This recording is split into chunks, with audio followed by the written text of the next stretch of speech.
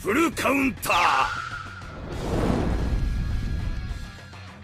Alright boys, welcome back to the Grand Cross video, and the final Archangel Mael is finally coming to Grand Cross Global, and he's out right now on JP. And of course, he has now revived the Goddess meta. Goddess is probably being nearly one of the best teams in the game, if not the best team right now. However, there's still a lot more Goddesses that we could see come to the game. So today I want to go through all Goddesses that we could possibly see come to the Grand Cross, and we may even see come next. Because it's kind of funny that both Estarossa revived the Demon team. Now Mael is doing the exact same thing for the Goddess team. And we saw straight after Estarossa, we got a lot of support for him. And obviously we can still get a lot more from him as well, because there's still a lot more demons he haven't even done yet. Still so many relics they can do for demons too. Where Goddesses are a little bit more limited, because if we're being honest with you lot, there's basically only, what, 5 Goddesses in the series? 6, 7, 8 if you go into detail and go into the lore things, but we'll go through that in a second. But if you do know, is that Estarossa came out when boom for part 2 we did get Zelda, so it's possible, not say it's guaranteed, but it's possible we could be getting a new Goddess for the part 2. However, I'm definitely leaning towards more Gelda now, because Gelda just showed up in story mode, so she might be the part 2 anniversary character. It'd be quite hype as well, I don't mind that one. And you can basically see when they weren't doing a seasonal celebration, we kind of got a few more demons with Demon Cusack and Demon Chandler, and just kind of fill up the standard SSR pool. So we're going to go through some characters and relics even that might fix some of the goddesses we have in the game. Alright, let's start with the first one, and that is female Sariel. Also, a side note that I noticed while going through the actual videos, they showed him or her very early on in the 7th story, like season 2. You can see it right here in the actual like tournament when they're doing Jewel versus Gluxnia with Escanor and stuff like that. I didn't realize that until I saw it the other day. But of course, the big one that many people want, myself included, and the reason why I kind of want to start for Mael alone is the possibility of getting adult female Sariel. Now, obviously, many people do want this character. However, she does not fight in the anime. We don't see any moves from her actually. So how can she be a character? Obviously, that does make her a little bit unlikely to come to game. But there are seasonal characters, and that's what I feel like they might do with her. Because if the character doesn't do anything but is a seasonal character, like let's say Halloween this year, for example, if she is a Halloween character, then her actual animations would be Halloween themed, so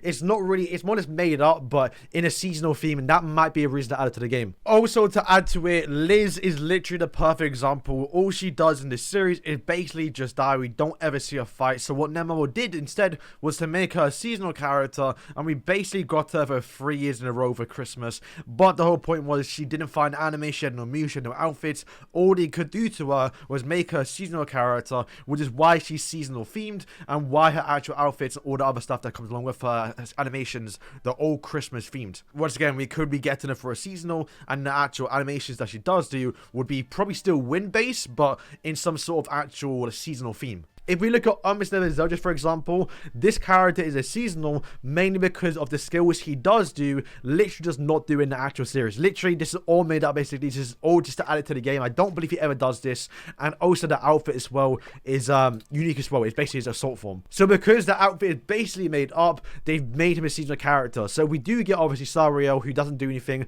They'll make up a new outfit, they'll make a bunch of new skills for her, and that will be probably a seasonal character. So we can kind of predict when she's going to come if she ever does come. And that is probably in July for a seasonal banner, because that will be the next time we get a summer event. And I guess after that will be obviously Halloween and Christmas. So not got that many. I guess they could do like the spring one, or they could do like an actual like wedding day one during a celebration. But I feel like that would be the only time you could possibly see a female Sariel. I don't think she'll ever just drop. But I guess for a part 2 anniversary like now might be a time to do it. And if they do it, that'll bring a lot of hype towards the game. Nerobasta is the next character. She might be in the same boat as obviously female Sariel, because she is a character does not fight, or the only thing she does is stand there and just basically just looks good.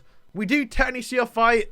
Actually, no, we don't. I think she runs away, right? Denzel. We'll go for that in a second. But honestly, this is the only character I can probably see them doing as a sub-slot character. Because I know a lot of people right now, if you look at like the top teams, I'll probably show Sora's team actually right now.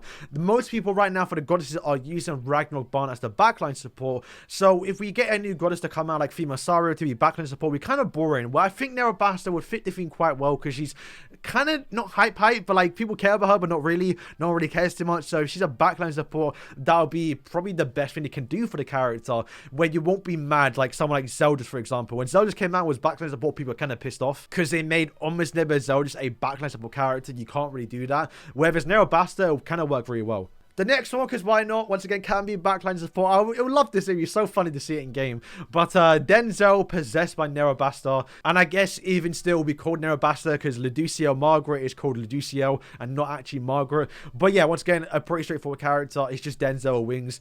Why not, right? More goddess support, more goddesses. It would be a good way to get Denzel more support as well. Like, just to see him in game, because once again, this character did die very early on when he got introduced, basically. So we never see him again.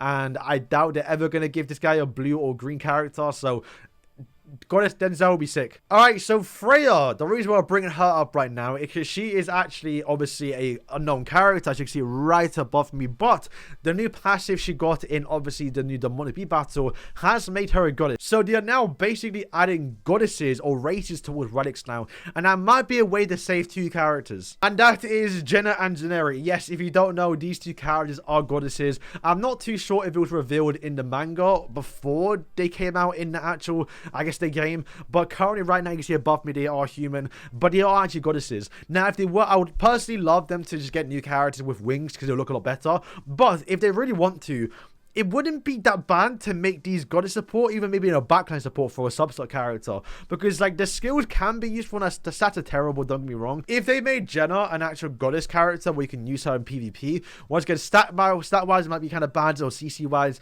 but to have a tier 1 actual cancel stances might be good against other goddesses with Sariel, might be good against Chandler, and could make this character actually usable. Another thing too, although I'm probably reaching here, is if they do decide that if they give her effect on a tier 1, that would be sick, because that would be the goddess effect we need, and also goddess cancel stance. It would be sick to have for as a character.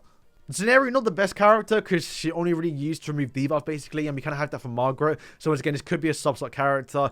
It would be fun to see people use her with, obviously, Mael, because Mael right now has, like, 41% life still. So, if you have the barrier on from the ultimate, you're going to be getting 20,000 HP stats. So, you're going to get what? Mael would literally have 66% life still. That would just be insane to see. I'll bring it up because why not, but Nanashi is a goddess. However, he did renounce his actual wings and I ripped him off. So, if anything, he should be unknown because he's kind of forgotten the path of the goddesses. So, it makes sense that he is unknown. But I'll bring him up anyway because someone might say in the comments. Since Freyr did obviously get the goddess passive, it's possible that Freyr could also get the goddess passive. However, it may not work in PvP because you kind of want to keep those guys away from the goddess team, it seems. But if this character did get the goddess passive, that would be broken. I don't think it would be too much because, like, Mayo is already kind of crazy with all the stats he gets, and obviously with the goddess team. But imagine getting a 50% stat increase. I mean, it's already high enough, right? You don't need any more. But going back to Freyr, since he now makes her a goddess basically in the demonic beat battle, it's very likely the next character to come out made specifically for that Nidhogg boss is going to be a goddess, which does mean right now on screen you can see a few characters from the story mode, and a few of these actually might not be unknown, but instead might actually be goddesses. So let's talk about the first one. I think we can talk about is 4. If 4 comes out and she's not a PvP character, massive L, and she will likely not. She could be unknown, but there's a good chance she could be goddess now because they might be gearing up towards gods, as you can see right now above my head. But there is a possibility that Tyr, Loki, Odin, all the 3 goddess sisters, Heimdall, they might all just be unknown characters, or they might be classed as gods, because they kind of, from the looks of it, they're separating. They want to make a Ragnarok team and not really make them towards the god team, but I guess there is always a possibility that these characters could come out and actually be gods, especially 4. If 4 comes out as a goddess, oh my days.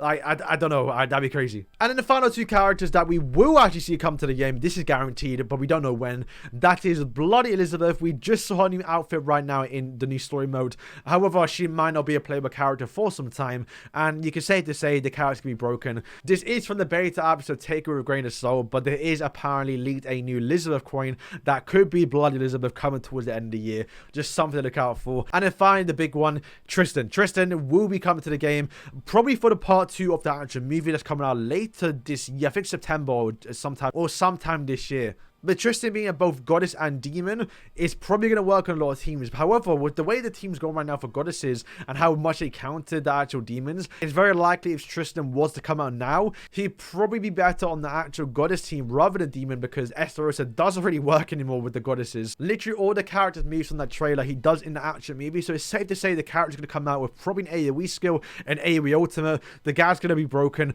Probably won't be a festival. I don't think they're going to do a festival for Tristan, at least not just yet. because very, very in the far future, we're going to be getting 4 Knights Tristan, and that was a different character, and one character that's going to probably break Grand Cross. Could be a light and dark character if you really want to. Probably light first, because they can do Demon Tristan later on. So yeah, boys, that is all to the video. Hope you guys did enjoy it. Once again, goddesses are on the rise now. We saw this with obviously Demons for Estarossa when he came out, so it's very possible we could start to see more goddess support. And like I said, there's a bunch more relics we can get. There's a bunch more characters, although there aren't that many in the story mode. Then we still nice to see a lot of them come to the game. So boys, thank you for watching. Let me know your most wanted pick. I think for me, I would obviously want a female Sariel, because she is by far the best looking one. But honestly, Nerobasta, give her some support. Honestly, I think I'd love for her just to be backline support for the goddesses. It would just make sense, and seeing her in game, I was like, I'll probably edit it on screen now so you can see it, but like just seeing the portrait in the backline would be so sick, and I love to see it. So boys, thank you for watching, and yeah, peace.